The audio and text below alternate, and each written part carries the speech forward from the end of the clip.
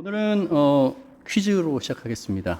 아주 쉬운 퀴즈일 텐데요. 이게 조금 다 맞힐 수 있을 거예요. 근데 20대 초반은 약간 어려울 수도 있을 텐데, 아이돌 그룹 맞추는 퀴즈입니다. 1999년도 1월에 데뷔한 아이돌 그룹입니다. 청소년 청년뿐만 아니라 작년까지 공감하는 곡들을 많이 히트하면서 국민의 사랑을 받는 아이돌 최초의 국민 그룹이었습니다. 누구일까요? 뭐가 살짝 들렸는데 누구입니까? 아이돌 최초의 국민 그룹. 우리 젊은 청소년 청년뿐만 아니라 작년까지도 그들의 곡을 좋아하는 촛불 하나, 사랑해, 그리고 기억해, 거짓말, 어머님은 짜장면이 싫다고 하셨어. 그렇죠? 어머님께 그런 많은 히트곡을 낸 G.O.D죠. G.O.D입니다. 그 G.O.D 곡들 여러분 좋아하시죠? 아마 30대 이상이면은 이 곡들을 듣고 자랐을 겁니다. 청소년기에. 그 중에서 여러분이 좋아하는 곡들이 있겠지만 제가 가장 좋아하는 곡은요, 길이라는 곡입니다. 이 길이라는 곡은 참 희한해요. 처음에 들을 때, 특히 어렸을 때 들을 때는 그 의미를 잘 모르거든요. 근데 한 해 한 해 더 해가면서 그 의미가, 그 가사의 의미가 굉장히 깊게 다가오기 시작합니다. 여러분 가운데 30 넘었잖아요. 그 청소년기 아니면 20대 초반, 그때 들었던 그 가사와 지금 다시 듣는 가사가 굉장히 다를 겁니다. 40대 되면요, 또 달라집니다. 그 가사가 담긴 것이 바로 길이죠. 왜냐하면 이 길이라는 곡에는 자기 존재의 의미에 대한 질문을 던지는 가사가 담겨 있기 때문입니다. 우리 한번 같이 볼 텐데요. 이제 원래 버전 말고요. 2020년도 7월에 비긴 어게인에서 그 소향 여러 뮤지션들이 같이 이 곡을 콜라보해서 불렀거든요. 공감되는 부분이 굉장히 많이 있었습니다. 그래서 한번 틀어주십시오. 이 세상에 내 자신이 원해서 이 세상에 태어난 사람은 없죠. 우리가 의식이 생긴 순간에 보니까 내가 이 세상에 있어요. 그렇죠? 네. 그렇기 때문에 우리가 살아가다 보면은 내가 이 세상에 왜 태어났지? 라는 그 본질적인, 존재적인 질문을 하게 됩니다. 그거는 기독교인들뿐만 아니라 모든 사람이 동일합니다. 그리고 이 질문은요, 아직 앞길이 잘 보이지 않는 청년분들뿐만 아니라 이 세상에서 소위 성공이라는 것을 쟁취하는 사람들도 예외 없이 하게 되는 질문입니다. 돈과 명예와 권력을 가지고 있는 사람도 과연 내가 이렇게 살아가는 것이 맞는 건가? 그걸 누리고 있지만은 그 안에서 참된 행복과 내 존재론적으로 나는 왜 이 세상에 있는 거지? 라는 것에 답을 할 수가 없기 때문이죠. 그리고 있습니다. 그리고 있고 또 바쁘게 살아가죠. 어릴 때는 이 가사의 의미를 공감하지 못한 채 좋아했다면 하나둘 나이를 먹어가면서 녹록치 않은 현실에 좌절하면서 인생을 경험해가면서 곡의 가사가 답을 제시하지는 않습니다. 그렇죠? 질문을 던지죠. 그렇지만 존재의 목적에 대해서 다시 한번 생각하게 하면서 우리 마음 가운데 다가오죠. 그래서 좋은 곡입니다. 아마 이 곡은요, 여러분이 계속 살아가면서 계속 중간중간 다시 되새기는 곡일 겁니다. 우리 후대에 오는 사람들도 이 곡을 계속 그 가사의 의미를 마음 가운데 담으면서 생각할 그런 노래입니다. 자, 하나님을 믿지 않는 사람들도 자신의 존재의 의미에 대해서 끊임없이 질문을 던집니다. 그리고 명확한 답을 찾지 못해 답답해 하죠. 이와 반대로 전능하신 하나님을 인정하고 믿고 따르는 우리 기독교인들은 어떨까요? 우리 그 영상에서 본 것처럼 소향 그리고 수연이 같은 경우는 정말 독실한 크리스천입니다. 그렇죠? 그리고 크러쉬 같은 경우도, 아까 노래 못한 크러쉬 같은 경우도 기독교인입니다. 우리 한 사람 한 사람을 향한 하나님의 뜻과 계획이 있는 거 여러분 아시죠? 잘 모르십니까? 성경이 그렇게 말합니다. 너를 향한 계획이 있다. 그것은 아주 온전하고 선한 계획이다 라고 우리에게 많은 구절을 통해서 하나님께서 말씀하시죠. 예.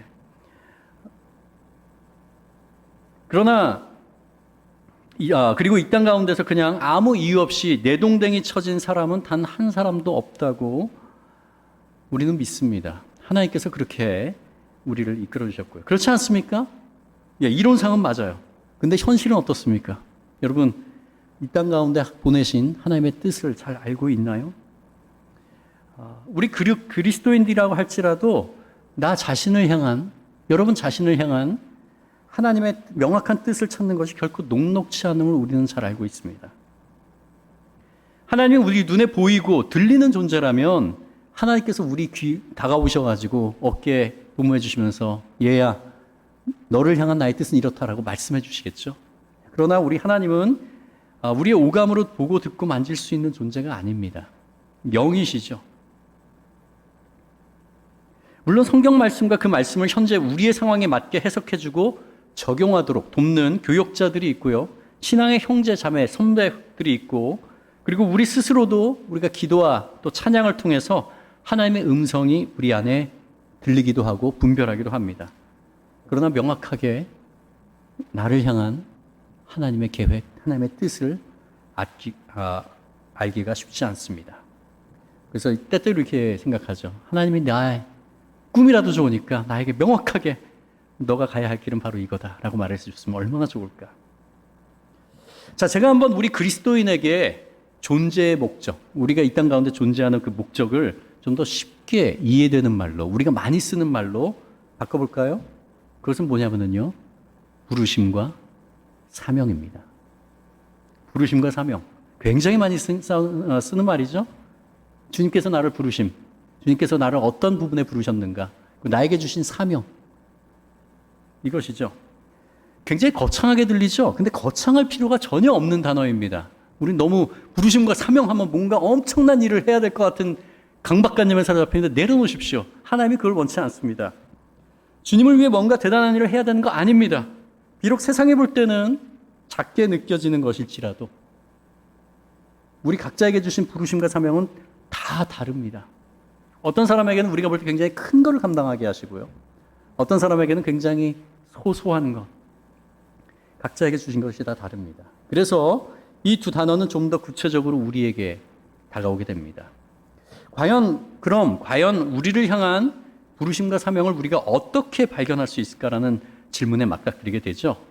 여기에 대해서 두 가지로 우리가 발견할 수 있는 것 같습니다. 첫 번째, 부르심과 사명을 발견하는 법 중에 첫 번째는요, 우리에게 주신 재능으로 부르심과 사명을 발견하는 것입니다. 이거는 전통적이고 일반적인 관점입니다. 우리 자신에게 하나님께서 우리 각자에게 잘하는 부분을 주신 것들이 있잖아요. 우리는 이걸 재능이라고 해요. 달란트라고 합니다. 우리 찬양팀 하는 우리 팀원들은요, 보통 일반 분보다 음악적인 재능을 더 받았습니다. 그래서 이 찬양팀에서 음악으로서 섬기는 거죠. 또 음악을 좀 좋아하고요. 그렇죠? 자, 우리가 잘하는 것이 무엇인가를 알고 그것을 개발하고 그것으로 하나님의 나라와 영광을 위해 사용하는 것, 예를 들어서 음악에 대한 재능, 미술에 대한 것, 행정 처리에 대한 것. 어떤 사람은 행정 처리를 굉장히 재밌어하고 잘하거든요. 어떤 사람은 굉장히 힘들어합니다. 제가 바로 그렇습니다. 봉사하는 것. 어떤 사람은 다른 사람을 이렇게 돕고 봉사하는 걸 굉장히 즐거워하거든요. 어떤 사람은 힘들어해요. 말씀의 은사가 있죠. 어떤 사람은 말씀을 읽을 때 이게 어떤 말씀인지 깨달아요.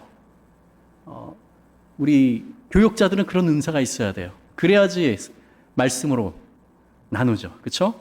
전도의 은사가 있는 분도 있습니다. 전도 재능이 있으신 분, 달란트가 있으신 분, 나가서 다른 사람에게 그 사람들이 본체만체하고 그렇게 대하더라도 상처받지 않고 그들에게 복음 전하는 게 즐거워요.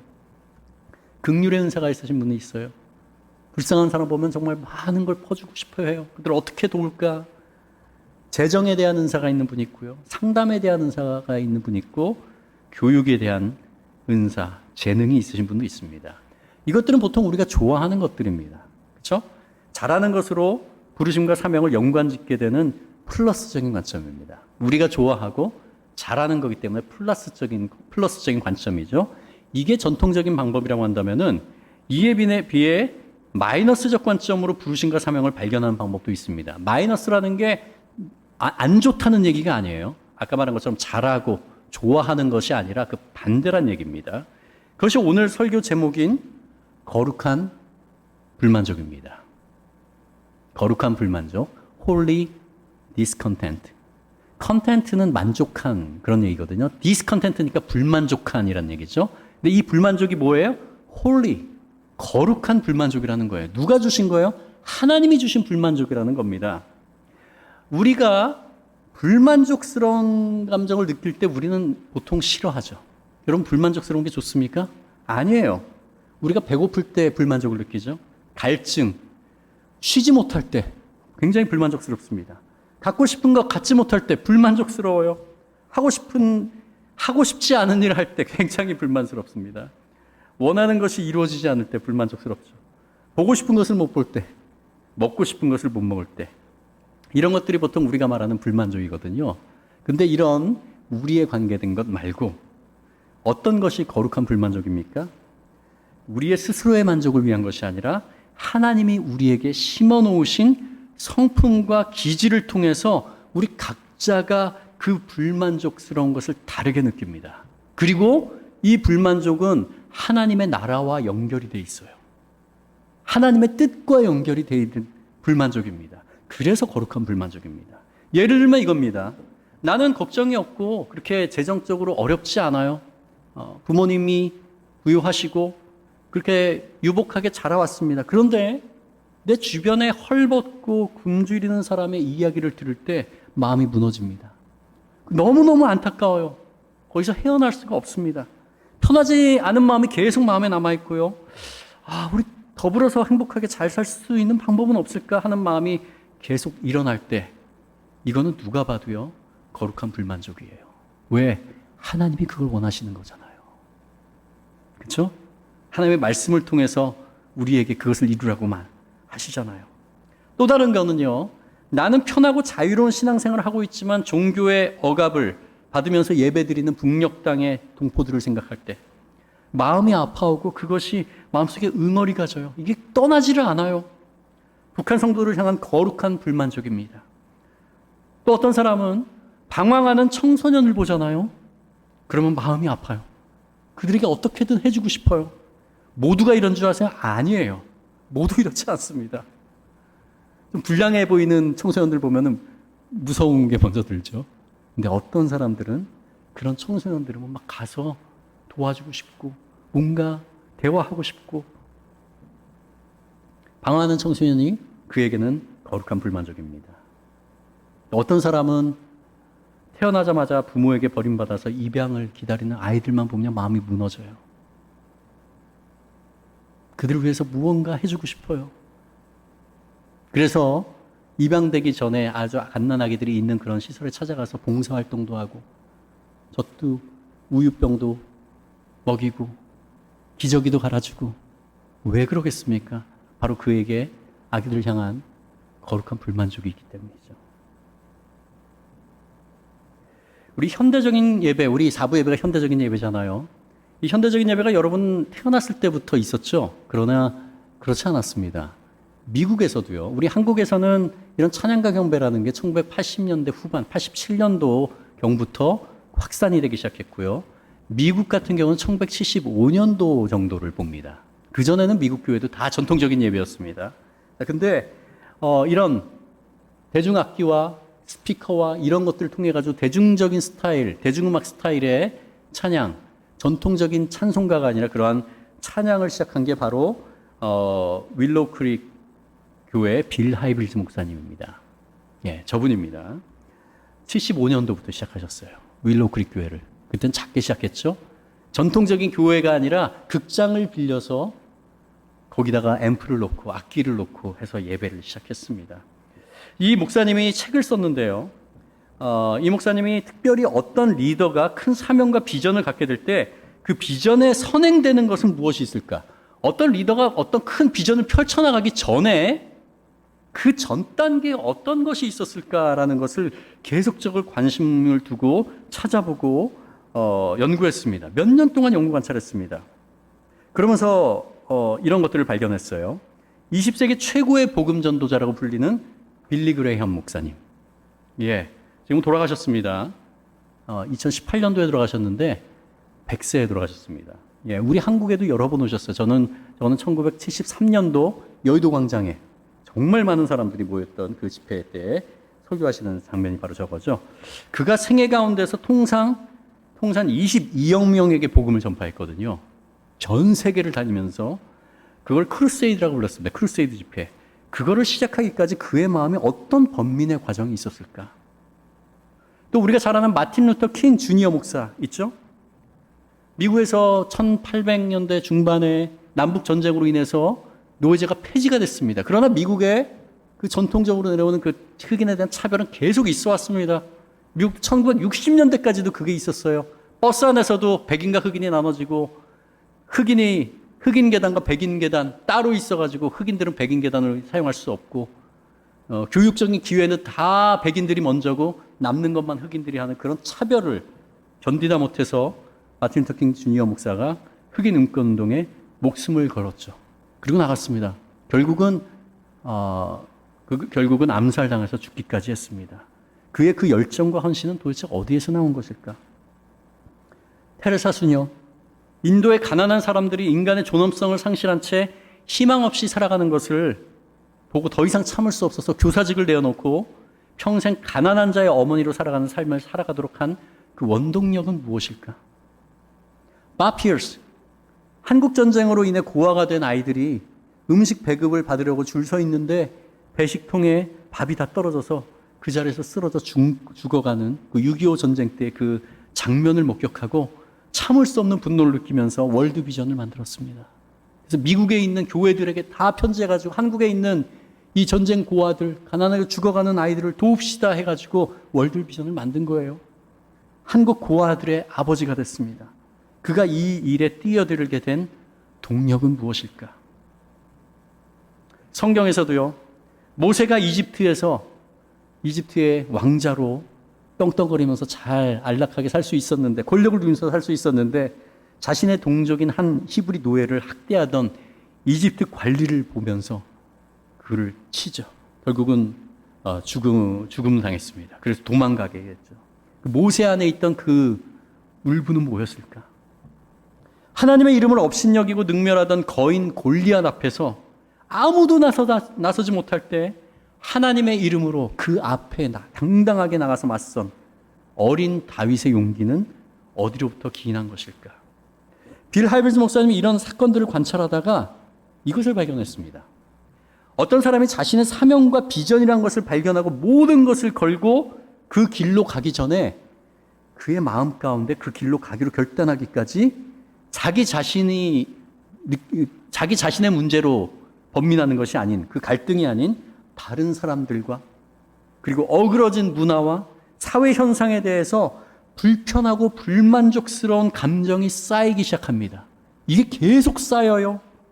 그러다가 엄청난 내적 갈등과 번민을 맞게 되죠. 그리고 부글부글 피가 끓는 순간이 있음을 발견하게 됩니다. 그리고 결국 어느 순간 임계점에 도달하죠. 임계점에 도달할 때 그 일에 뛰어듭니다. 이것을 거룩한 불만족이라고 명명했습니다. 이 거룩한 불만족이 세상을 바꾸는 열정의 근원으로 사용됨을 발견했습니다. 오늘 본문에서 읽은 느헤미야도 거룩한 불만족으로 가득 차 있었던 사람이었습니다. 남유다가요, 바벨론에게 BC 586년에 완전 멸망해버립니다. 물론 하나님께 돌아오지 않고 선지자들을 통해서 돌아오라고 경고를 했는데 듣지 않았죠. 우상숭배하고 예배는 타락하고, 그래서 결국 예언대로 586년에 BC 586년에 바벨론에게 멸망하고 포로로 많은 사람들이 잡혀갑니다. 느헤미야는요, 잡혀간 포로도 아니었어요. 말하자면 이스라엘 백성들이 많이 바벨론에 포로로 잡혀갔죠? 그 잡혀가서 바벨론에서 태어난 사람이었습니다. 말하자면 이런 거죠. 우리 한국 사람인데 부모가 미국으로 이민 가서 거기서 낳은 한인 2세라고 하죠. 미국인이지만, 시민권자는 미국인이지만 한인 2세. 영어가 훨씬 더 편하고, 그런 사람이 바로 느헤미야였습니다. 그는 한 번도 예루살렘에 가본 적이 없어요. 그가 태어난 곳은 바벨론이었고요. 바벨론에서 자란 사람이었습니다. 바벨론 언어에 능하고요. 그러나 그는 한 번도 가지 못한 유다의 소식을 접하게 됩니다. 유다에 갔다 온 사람들이, 예루살렘에 갔다 온 사람들이 예루살렘 성은 허물어져 있고 성문은 불타고, 그 소식을 들을 때 그가 엉엉 울어버립니다. 느헤미야에게는요, 그의 거룩한 불만족은 무엇일까요? 자기의 조국 이스라엘이 무너지고 모든 성전과 성벽과 이 모든 것이 완전히 무너져서 그곳에 남아있는 유대인들이 이방 민족의 침입에 고생하고 힘들어한다는 그 모습, 그 소식에 참을 수가 없었어요. 그러면서 금식하면서 이스라엘의 하나님을 버리고 우상 숭배한 죄를 용서해달라고 그가 대신 하나님께 사죄를 합니다. 중보기도를 하죠. 그때 페르시아 아닥스다 왕의 술 맡은 간원이 됩니다. 여러분, 술 맡은 간원이 그냥 시중 두는 사람이 아니에요. 뭐를 책임진 사람이에요? 왕의 음료수를 책임지는 사람입니다. 빵 맡은 간원은 뭐예요? 왕의 음식을 책임지는 사람이에요. 고대는 암살이 굉장히 빈번했습니다. 그래서 정말 그가 신뢰할 수 있는 사람을 그 자리에 앉습니다. 바로 느헤미야가 바로 술 맡은 간원, 신복 중에 신복이 된 거죠. 하루는 그의 얼굴에 근심이 가득함을 보고 왕이 묻습니다. 왜 이렇게 얼굴에 수심이 가득하냐 할 때 느헤미야는 그 왕에게 말합니다. 포로잖아요. 포로로 잡혀온 포로의 자녀잖아요. 근데 그 통치자인 아닥스다 왕에게 자신의 조국이 황폐해져 있고 성문이 불타고 예루살렘에 살아남은 백성들과 포로에서 귀국한 이스라엘 백성들은 이방 민족에게 계속 괴롭힘을 당한다고 말하면서 자신을 유다 땅으로 보내서 성벽을 재건할 수 있도록 허락해달라고 왕에게 부탁합니다. 목숨을 건 부탁이죠. 어떻게 이렇게 감히 부탁할 수 있겠어요. 그러나 하나님께서 그 왕의 마음을 움직이시죠. 그리고 왕이 허락합니다. 그래서 예루살렘 총독으로 허락해서 가게 됐고요. 그것뿐만 아니라 성벽을 지을 수 있는 건축자재도 받아갑니다. 성벽이 없으면은요, 외적의 침입에 그대로 무너집니다. 성벽이 있을 때 방어를 단단히 할 수가 있죠. 자, 그래서 돌아갔지만은 그러나 산발락과 도비야 등 주변 민족의 방해와 괴롭힘이 있었습니다. 굉장히 괴롭혔어요. 쉬운 과정이 결코 아니었습니다. 그럼에도 불구하고 기도로 또 그 이스라엘 백성들, 예루살렘에 있는 포로에서 돌아온 이스라엘 백성들과 그 자리에 있었던 이스라엘 백성들을 독려하여서 52일 만에 성벽을 짓습니다. 그리고 11년 동안 총독으로 통치하고 다시 바벨론으로 돌아갑니다. 이 느헤미야는 거룩한 불만족, 성벽을 재건하고 그래서 우리 흩어진 민족들이 다시 일어날 수 있도록 하는 그 거룩한 불만족을 갖고 있었던 사람이었습니다. 여러분, 우리가 잘 아는 사도 바울 있죠? 사도 바울의 거룩한 불만족은 무엇이었습니까? 그는 다메섹 도상에서 예수 그리스도를 만난 이후에 그 삶이 변했습니다. 그리고 나서 복음을 전파하기 시작했습니다. 자신이 만난 예수 그리스도를 전하기 시작했죠. 예수를 핍박하는 자에서 복음 전파자로 변했습니다. 그리고 예루살렘뿐만 아니라 전도 여행을 갑니다. 소아시아 지역, 결국은 로마까지 가게 되죠. 1차, 2차, 3차, 4차 전도 여행. 그래서 그 전도 여행을 통해서 고린도 교회, 데살로니가 교회, 갈라디아 교회, 에베소 교회, 골로새 교회, 라오디게아 교회 등 많은 교회들을 세웁니다. 그냥 세운 게 아니에요. 전도해서 세운 겁니다. 그 이방 땅에는 예수 믿는 사람이 아무도 없었죠. 그곳에 가서 그들에게 복음을 전파한 겁니다. 그리고 그들을 중심으로 교회를 세우고 거기에 목회자를 세우고 그리고 그는 또 떠나서 또 교회를 세우고 또 떠나서 교회를 세우고 이게 하나님이 사도 바울에게 주신 거룩한 불만족입니다. 사도행전 20장 24절 너무나 유명한 구절이죠. 나의 달려갈 길과 주 예수께 받은 사명 곧 하나님의 은혜의 복음 증거하는 일을 마치려 하면은 나의 생명을 조금도 귀한 것으로 여기지 아니하노라. 그리고 결국 사도 바울은 로마에서 참수형을 당하여 순교합니다. 이 사도 바울의 이 복음 전파와 헌신은요, 그 안에 있던 거룩한 불만족, 믿지 않는 사람들에게 저들이 복음을 듣지 않으면 죽어가는데 라는 그 거룩한 불만족이 아니고서는 해석이 되지 않습니다. 이 복음의 전파는 단지 재능이 아니에요. 재능만으로 해석이 되지 않습니다. 여러분 분당 우리 교회 잘 아시죠? 분당에 있는 정말 대형 교회죠. 2만 명이 넘는 교인들이 있습니다. 그 이찬수 목사님. 2만 명 넘는 성도지만 그러나 대부분 다른 교회에서 이적했음을 알게 됩니다. 새로 전도되는 분들이 아니라 다른 교회에서 수평이동이라고 그러죠.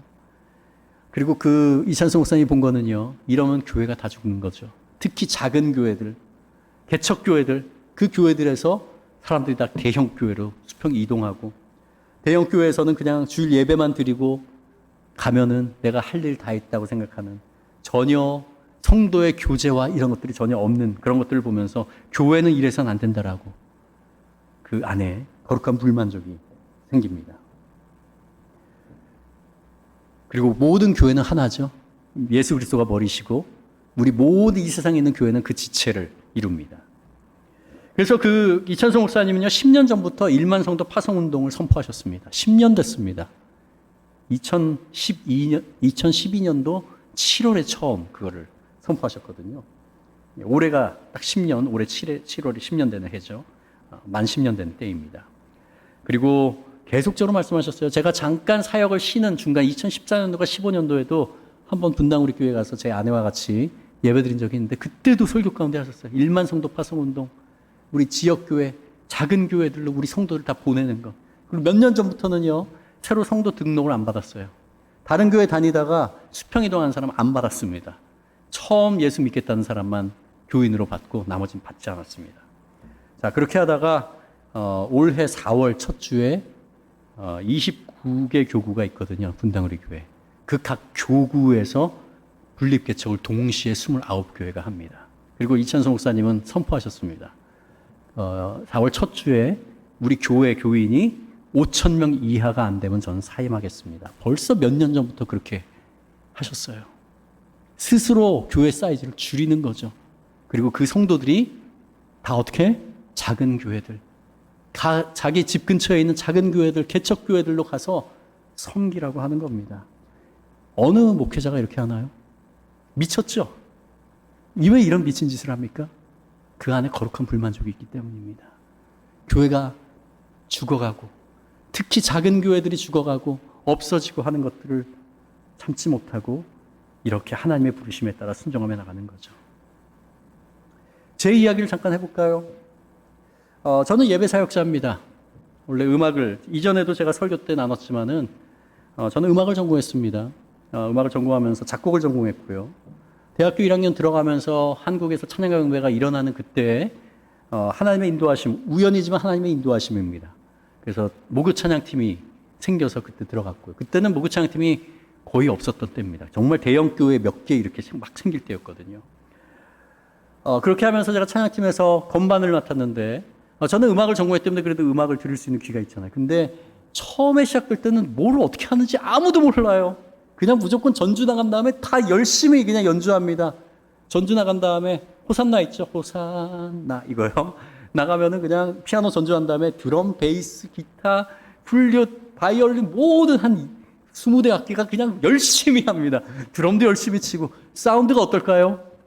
우리 예배할 때처럼 정제된 사운드가 나올까요? 아니에요. 그냥 엄청나게 꽉 찬 2시간 내내, 2시간 반 내내. 근데 그때는 은혜가 넘쳤습니다. 근데 저는 음악을 전공한 사람으로서 그런 사운드를 들으니까 와, 귀가 아프고 이거는 아닌데 라는 그 불만족스러움이 제 안에 엄청나게 많았습니다. 근데 저도 어떻게 이거를 해야 되는지도 몰랐어요. 왜냐면 배운 적이 없거든요. 이런 대중음악 스타일에서 어떻게 악기와 악기들이 조정되고 하는지를 몰랐죠. 그때부터 연구하기 시작했습니다. 음반을 들으면서 이 악기들이 어떻게 연구할까.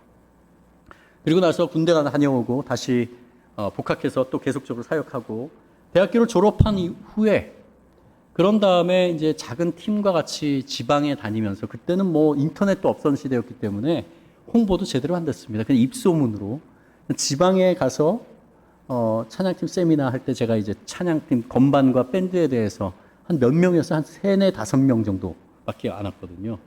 근데 가서 가르쳤었습니다. 근데 제가 한 번은 부산에 내려갔었어요. 예, 부산에 내려가서 하려고 하는데 사람이 거의 없었어요, 그날. 근데 한 명이, 자매님이 한 명이 딱 왔는데 울산에서 왔다고 하더라고요. 그러면서 어떻게 이렇게 듣고 오시게 됐습니까? 얘기를 나누는데 막 얘기하는데 그 갈급함, 자기가 클래식 피아노는 좀 체르니 뭐 30번, 40번 정도는 쳤는데 코드를 이렇게 반주하는 거를 전혀 배운 적도 없고 그런 재능도 없어서 하라고 하는데 너무 스트레스 받고 어떻게 해야 될지 모르고 하면서 저한테 앞에서 막 하소연하면서 그런 때마침 이런 거를 한다고 우연히 들어가지고 그냥 울산에서 달려오게 됐다고 하면서 그 갈급함을 토로하는데 제 마음 가운데 엄청난 민망함이 막 밀려오기 시작했습니다. 그리고 나서 제가 어떻게 했는지 아세요? 하나님께, 하나님, 제 삶을 이런 분들을 위해서 사용해 주세요.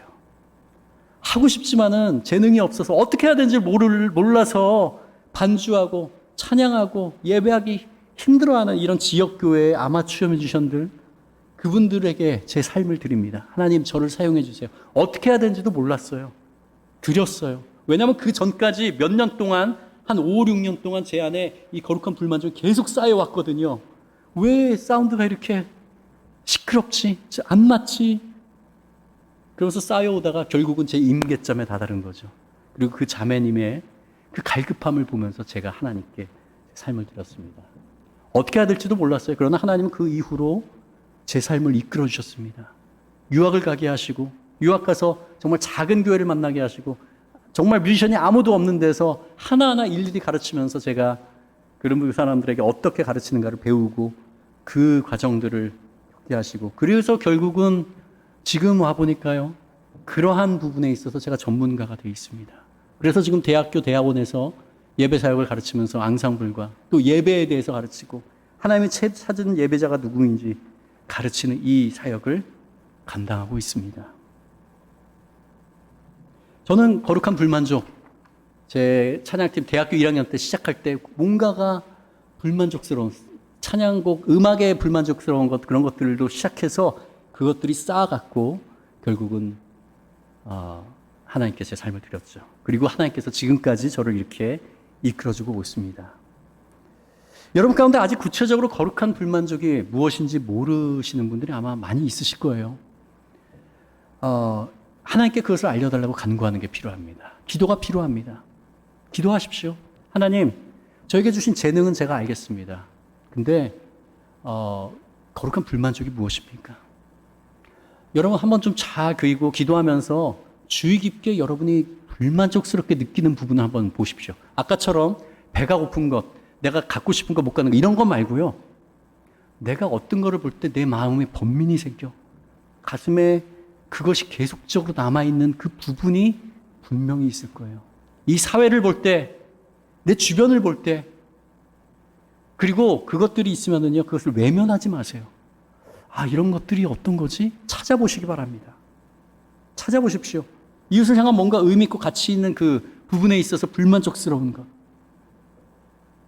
그것이 하나님께서 우리에게 주신 사명과 비전, 연결됩니다. 제가 아까 말씀드린 것처럼 재능으로 찾는 사명과 비전을 찾는 게 첫 번째라고 그랬죠? 두 번째가 바로 거룩한 불만족인데, 어떻게 보면은 이 두 번째가 우리의 그 사명과 비전이 바뀌지 않고 계속 나아가는 통로가 바로 이 거룩한 불만족입니다. 여러분 어린 시절 또는 현재의 슬픔 가운데, 상처 가운데, 좌절 가운데 바닥을 치는 자존감으로 인해서 괴로워하는 분 있습니까? 가난하고 어려운 환경에서 자란 것, 깨어진 가정에서 자란 것, 청소년기에 방황하고 가출했던 경험, 학교 폭력과 왕따로 인해서 자살을 생각하거나 시도했던 친구들도 있을 수도 있을 것 같습니다. 아니면 내 주변에 사람들보다 내가 능력이 전혀 없어요.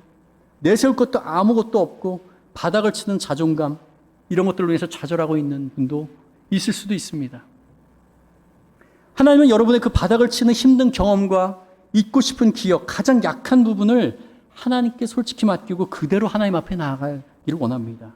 그때 하나님께서 만지기 시작하세요. 하나님께서 치유하기 시작하십니다. 하나님은 치유하기를 원하시는 분입니다. 여러분의 상처를 그냥 놔두지 않기를 원하세요. 왜냐하면 사탄이요, 우리를 끌어가는 것은 딱 두 가지가 있는데 첫 번째가 죄고요. 두 번째가 상처예요. 죄가 있을 때 우리는 사탄의 몰무가 돼버립니다. 빨리 회개해야 되죠. 두 번째가 상처예요. 이 상처는요, 우리가 그 상황들만 되잖아요. 우리 마음 가운데 그 쓴 것이 터져 나옵니다. 먹물같이 검은 것들이 터져 나와요. 그리고 하나님을 바라보지 못하게 하고 악한 생각과 절망적인 생각으로 가득 차게 합니다. 그리고 죄로 이끌어가게 하죠. 그래서 하나님은 우리를 치유하기 원하시는 분입니다. 그래서 우리는 하나님 앞에 그것을 내어놔야 돼요. 하나님, 제 마음 가운데 이런 상처가 있습니다. 치유해 주십시오. 그렇게 나아갈 때 하나님이 치유하기 시작하십니다. 그렇게 돼서 우리가 치유되잖아요. 그러면 상처 입은 치유자가 됩니다. 상처가 있었습니다. 상처가 우리가 찢어지거나 하면은, 그리고 아무래도 상처가 남아있죠. 자국이 남아있죠. 그런 상처 자국이 남아있는 치유자가 됩니다. 그리고 다른 사람이 결코 갖지 않고 있는 그 강함, 우리의 연약함이었거든요. 그것이 하나님 손에 붙들려서 치유가 될 때 그게 우리의 강함이 되어버립니다. 여러분의 그 경험으로 인해서 다른 사람들은 보지 못하는 가난한 자, 깨어진 가정에서 사랑 못 받고 힘들어하는 아이들, 가출한 청소년, 자살을 생각하는 청년들의 마음을 누구보다도 공감할 수 있게 돼요, 여러분이. 아무나 이걸 갖는 줄 아세요? 아니에요. 그러기에 그들에게 친구가 되어줄 수 있고, 그저 같이 있어주는 것만으로도 그들에게 큰 위로가 됩니다.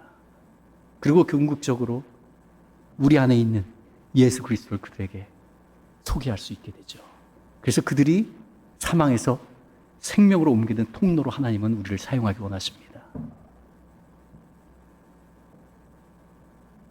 하나님께 그저 나아갈 때 하나님은 그 경험들을 하나님을 향한 사명과 비전으로 바꿔주실 것입니다. 믿으십니까? 믿으시기 바랍니다. 여러분 가운데 거룩한 불만족이 느껴지고 그것이 무엇인지 아는 사람도 있을 겁니다. 저처럼 지금은 많이 해소가 되긴 했는데요. 정말 형편없는 교회 음악이었습니까? 아니면 어떤 사람은 버려진 고아 같은 결손 가정 아이들, 어떤 사람은 방황하는 청소년들, 어떤 사람은 이주 노동자일 수 있어요. 다문화 가정, 이 가정 아이들을 보면은요, 마음이 너무너무 아파요. 뭐든 해주시고 싶어요.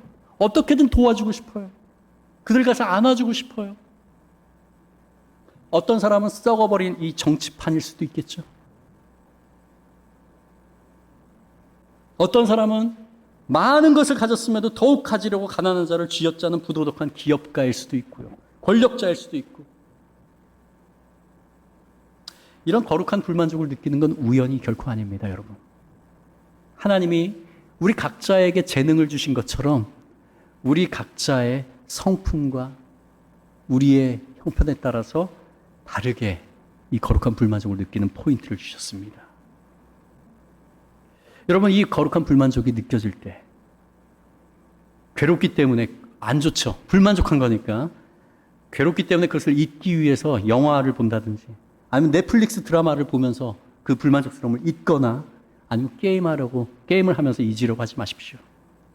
그 불만족스러운 부분을 더욱 찾아보세요, 한번. 유튜브에서 찾아보고 책을 한번 찾아보고 상황이 어떤가? 여러분 가운데 환경 가운데 굉장히 관심이 있고 그것 때문에 마음이 아프십니까? 찾아보세요. 찾아보십시오. 그리고 그 마음 가운데 그것을 더욱더 증폭시키기 바랍니다. 그렇게 거룩한 불만족에 관심을 두고 찾아보고 채워나갈 때 어느 순간 여러분 가운데서 제가 26살 청년이었던 제가 그 울산에서 그 자매의 그것을 보면서 그 답답하고 그것을 보면서 하나님께 제 마음을 드린 것처럼 그 임계점에 달해가지고 한 것처럼 하나님 더 이상 참을 수가 없습니다. 저를 어떻게든 사용해 주세요. 라고 외치면서 여러분이 올인하는 순간이 있게 될 겁니다. 제가 알고 있는 많은 목회자들이요. 바로 이런 분들이에요. 그냥 어쩌다 흘러서 온 사람들이 아니에요. 이 목회라는 것은요. 이런 사명과 헌신 없이는 감당할 수 없는 겁니다. 여러분도 마찬가지입니다. 우리에게 그 재능이 없어도 돼요. 여러분, 재능과 이 거룩한 불만족은 항상 같이 갈 필요가 없습니다. 재능 없어도요, 여러분 가운데 그 거룩한 불만족이 있잖아요. 하나님이 능력을 주십니다. 하나님이 재정을 공급해 주시고 만날 사람 만나게 해주시고 이끌어 주시는 것을 여러분 삶 가운데서 경험하게 될 겁니다. 그리고 여러분 모두가 전적으로 그 부분에 올인해야 되는 것도 아닙니다.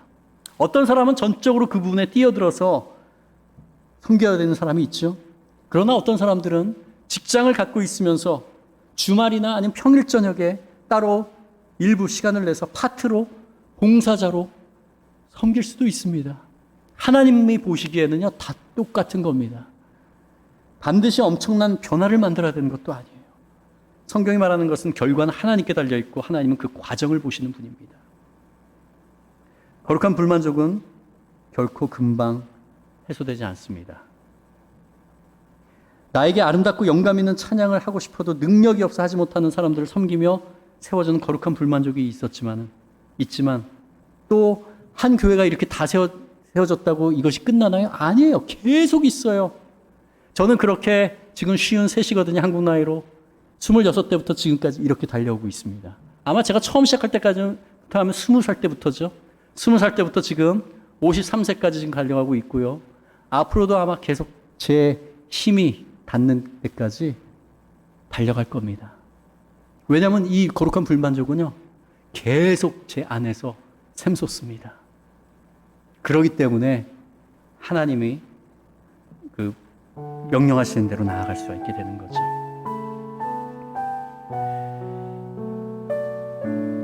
계속적으로 거룩한 불만족을 하나님이 해소하기 위한 에너지를 공급해 주십니다. 우리가 여기에 대해서 염려할 필요 없습니다. 오늘 우리가 찬양했죠. 주의 집에 거하는 자, 그 마음에 시온의 대로가 있고 주께 힘을 얻는다. 그렇죠? 하나님께 붙어 있을 때, 하나님과 항상 동행할 때 하나님이 우리의 마음을 붙들어 주시고요. 우리가 지쳤을 때 다시 일으켜 주시고 다시 우리를 힘을 주시고 격려해 주시고 이끌어 주십니다. 우리는 이렇게 신앙생활을 하고 여기에 따라서 하나님의 뜻대로 하나님이 부르신 비전에 따라서 나가야 되는 사람들입니다. 우리 앞에 나눈 길, 그 노래 후렴 가사가 이러죠. 나는 왜 이 길에 서 있나? 이게 정말 나의 길인가? 이 길의 끝에서 내 꿈은 이루어질까? 네, 우리 모두는 그렇게 할 수 있습니다. 하나님이 주신 재능과 거룩한 불만족을 붙들고 우리가 하나님께 우리 삶을 드릴 때 결국 하나님께서 이 길의 끝에서 우리를 활짝 안아주시면서 웃으면서 안아주시면서 잘했다, 충성된 종아라고 기다리고 계신 예수 그리스도를 우리 삶의 끝에서 보게 될 것입니다. 우리 같이 이 시간에 찬양합시다.